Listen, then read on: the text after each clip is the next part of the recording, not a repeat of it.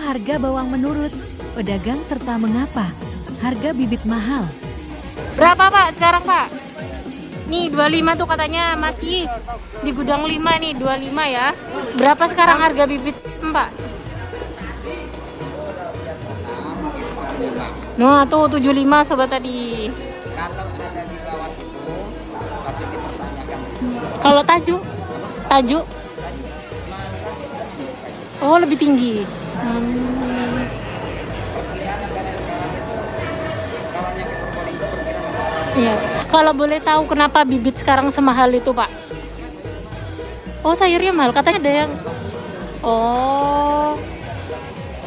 Nah nih buat sobat tani.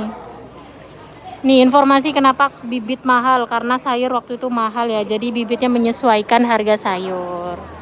Gitu. Ini kita bersama pedagang bibitnya sekaligus Bapak Tamam.